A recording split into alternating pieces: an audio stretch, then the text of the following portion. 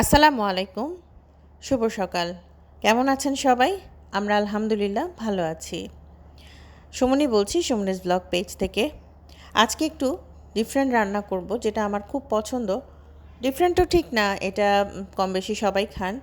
সেটা হচ্ছে কাতলা মাছের মাথা দিয়ে মুড়ে ঘন্ট। এর জন্য আমি মুগ ডাল এবং মুসুরি ডাল একসাথে করে ধুয়ে নিয়েছি আর 10 থেকে 15 মিনিট ভিজিয়ে রেখেছি।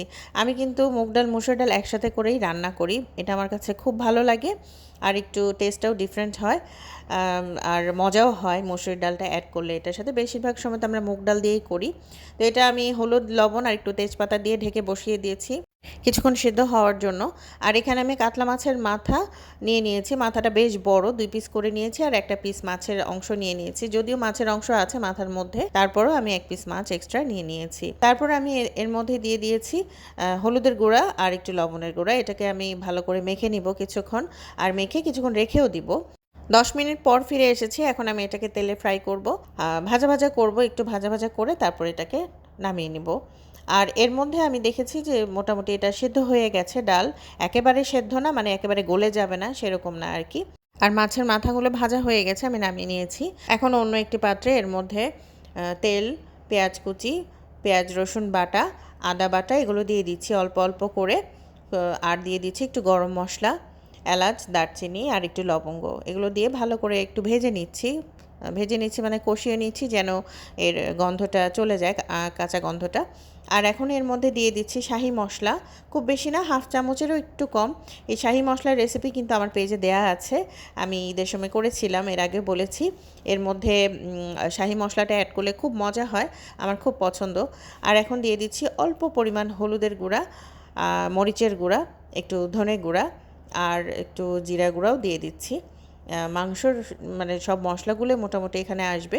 আর একটু গোলমরিচের গুঁড়াও দিয়ে দিয়েছি। তারপর দিয়ে দিচ্ছি একটু টমেটো সস। আপনারা চাইলে এখানে টমেটো কুচিটাও দিতে পারেন, তবে আমি টমেটো কুচি এখন দিব না, একটু পরে দিচ্ছি, সেটা আপনারা দেখতে থাকেন। আর এখন দিয়ে দিলাম একটু গরম পানি।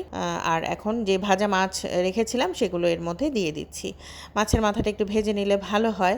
আসলে অনেকে কাঁচাও খান, তবে আমার কাছে কাঁচাটা ভালো লাগে না, ভেজে দিলে ভালো লাগে আর গন্ধটা খুব মজার হয়। এখন দিয়ে দিচ্ছি কিছু কাঁচামরিচ। এর মধ্যে আমি কাঁচামরিচগুলো একটু মাঝখান দিয়ে চিড়ে দিয়েছি, এর একটু ঝাল ঝাল হবে রান্নাটা।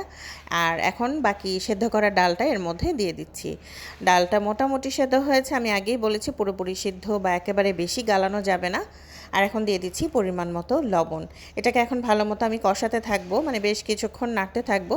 আর ডালে যে পানিটা আছে সেটা দিয়েই আসলে এটা রান্নাটা মানে কষানোটা হবে, রান্না ঠিক না। আর এখন আমি এই মুহূর্তে একটু পানি অ্যাড করব। বেশি পানি একেবারে আমি পছন্দ করি না, বেশি পানি দিলে বেশি ডাল ডাল হয়ে যায়। আর আমার কাছে ভালো লাগে একটু ঘন ঘন। এই মুড়ো ঘন্টটা আমার খুব পছন্দ, এভাবে ঘন করে রান্না করলে। তো রান্না মোটামুটি শেষ, এখন আমি প্লেটে বেড়ে নিচ্ছি। এখন আমি টমেটো কুচি দিয়ে দিচ্ছি।